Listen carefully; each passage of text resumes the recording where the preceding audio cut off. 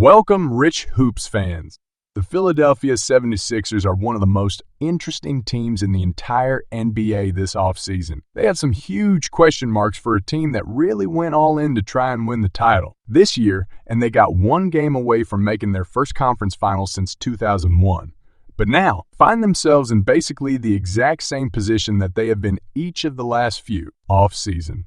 A team that is close to being a real title contender that just can't get over the hump. Now, I'm not going to talk around it. I'm going to go ahead and go straight to the biggest part of this entire thing, and that is James Harden's impending free agency with the Philadelphia 76ers. Going back to last offseason, Harden had an opportunity to sign a long-term deal with Philly. They were a little bit more concerned about signing him to just a full, 4 or 5 year max contract extension, which obviously is what Harden wanted. And ultimately, they came to an agreement on a deal that was certainly a pay cut for Harden, and it was on a much shorter term for Philadelphia. Both sides kind of got what they wanted out of that. But what it means now is that Harden, who has a player option for this offseason, is almost certainly going to exercise that option. Now, you're in a situation where you could have basically the exact same team next year. Harden decides to return, or Harden could be in Houston.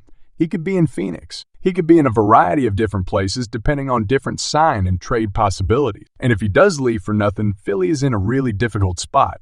You can say what you want about Harden's performances in terms of any elimination games and in the fourth quarters of the series against Boston. He had some really good moments and then some moments that weren't so great, but regardless of that, to lose a player like that for absolutely nothing in free agency, if you're the Sixers, would be absolutely devastating, and I think that it's a real thing. I think it's a real possibility that he could resign back in Houston, and Philly is just looking around wondering where their borderline all-star guard just went.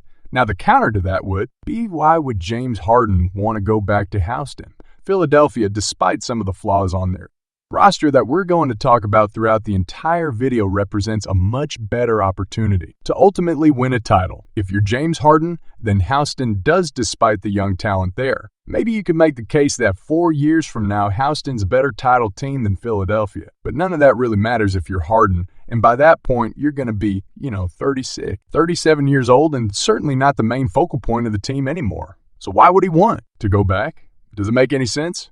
Well, there'd be one or two reasons. One, it's not basketball related, and he just wants to be in Houston. It's just a franchise that he loves, wants to be a part of once again, and has just come full circle on that decision, or what I think is a little bit more likely this is a leverage play for James Harden. That pay cut that he took last off season, he came out and said, "Oh, well, you guys should give me credit. I'm trying to make sure that we build the team the correct way," and it did help them. For example, bring in PJ Tucker, and they won the title this year.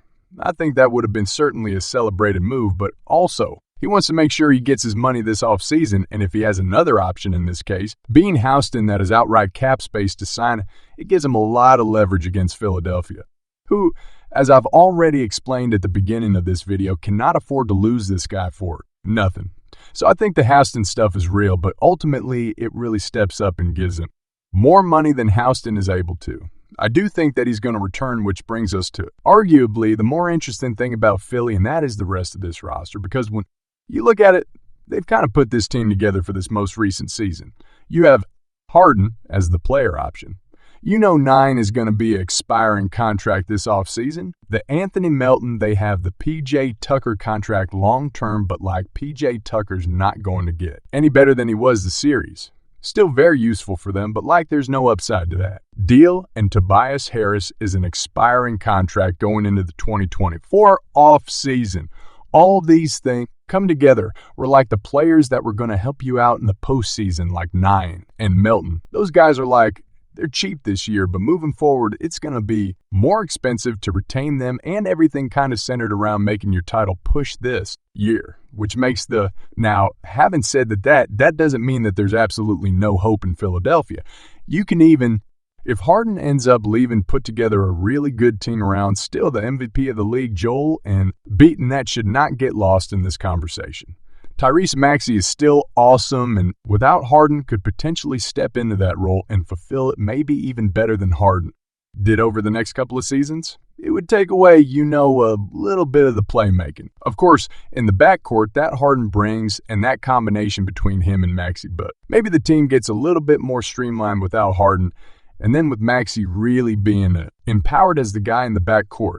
Then you do have the Tobias Harris expiring as well. It's $39 million. He's under contract for next season, but that is his expiring year. You can move that to another team that wants to dump some salary, and maybe you could take on 2 or 3 guys that give you kind of what Tobias Harris did before, but you just have more options within your rotation, and they've struggled for the last 3 years to find a way to really integrate him in a real way, especially offensively, and they probably wouldn't be too upset to bias Harris somewhere else. But if you can't get rid of Harris and improve your roster that way, if you can't figure out how to raise the level of some of the role players on this roster, and Harden leaves like Philadelphia is just going to continue to exist in this place that they've been for a while now, and that is a second-tier contender. Like, that's just the reality of where they are. They're not on Boston's level, even Milwaukee, with the collapse against Miami like it. If Giannis was healthy, they would have won that series. I don't think Philadelphia is on Milwaukee's level. I don't think they're on Denver's level in the Western Conference, and they find themselves in that second tier, which is fine, like you're going to have some chance still to win the title, as they did this year, certainly by being up 3-2. But if you can't finish the deal, then having an expensive roster like this is a really bad place to be, especially when you consider some of the injury issues that Harden and Beat have had over the last few seasons, as well as, and Beat's getting a little older, and he's probably getting a little bit sick of not being a bigger part of the postseason conversation here. The Sixers have not made a conference finals since 2001. It's the 4th longest conference finals drought in the league. It goes them in 2001, the Knicks in 2000, the Hornets, who have never made the conference finals, and the Wizards, who have also never made the conference finals. Those are the 4 longest conferences. Finals droughts in the league and out of the East in the league as a whole. Philly's 4th there, and they always seem to find themselves just a little bit short of their goals every single season. You can blame Harden for that. You can blame Embiid for that. There's a lot of blame to go around, but when it comes to fixing this roster, you don't actually have a lot of options. Your options are you're hoping to get something out of Tobias Harris that helps you round out your team. You're hoping to retain Harden, and you're hoping that Maxey takes a step up, and even if you lose Harden, maybe Maxey becomes the guy that you really need there, and the first domino, of course, is going to be what happens with James Harden. I would not be surprised at all if he does decide to sign in Houston for a variety of different reasons. I think right now it's about a 60 chance that he goes to Philly, 30, that he goes to Houston, and like a 10 chance that he ends. It's some other random team as a result of a sign and trade. I don't think the Sixers are necessarily super excited about having to pay James Harden a ton of money in order to get him to come back.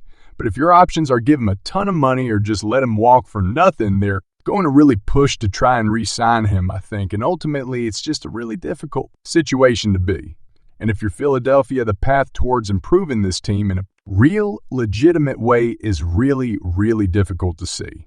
And although it was a successful season with Embiid and being 1 game away from making the first conference final since 2001, ultimately, if you're a Sixers fan, you're kind of right back where you've been each of the last few off seasons where you're right there. It feels like you're really close, but maybe they're not as much of a contender as we really feel like they are. Now, if I had to guess what's going to happen for Philly's offseason, my guess would be that Harden leverages the pay cut from last season as a Houston opportunity and gets a 3 or 4 year floor max, like whatever Philly can. Pay him over 3 or 4 years. I think they'll step up. They'll pay him, and they'll hope that they're a little bit healthier next postseason, of course, because Indeed had the injury issues, during the playoffs.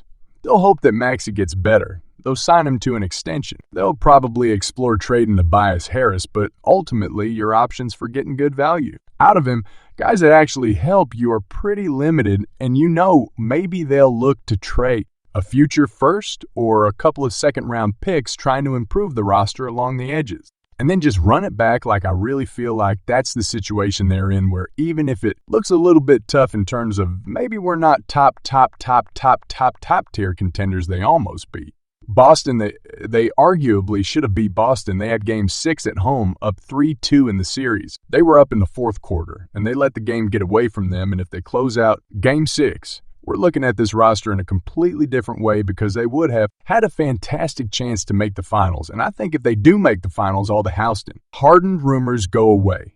They're really motivated to retain him. And even if they don't win the title, there's proof of concept here for a hardened and beat combination. And after Game 5 of that Boston series, they looked like the team to beat an Eastern Conference and a guaranteed finals team. And you don't want to let just 2 games skew what you think of your roster too much if, after Game 5, if you're Philly, you were really excited about your team, thought you finally broke. Through just because it didn't happen doesn't mean that without some tweaks, without some adjustments, without potentially some better health luck, it couldn't happen for you and really when you're at. The point the Philly is, and you're already kind of all in, you're already kind of committed to making it. This happened especially when you have an MVP level player like a beat on your roster. You can't really, you can't really roll it back and say, oh, just kidding, we don't really want to compete anymore. We're going to rebuild around and beat and trade Maxey or not, or sign and trade. Harden and be like a 5 next year, you can't really do that at this point if you're Philly. So really, their only option is pay Harden too much to run it back or let him walk. And I mean, maybe. They're still really, really good contenders, but at this point, it's just a really difficult situation to be in if you're Philadelphia.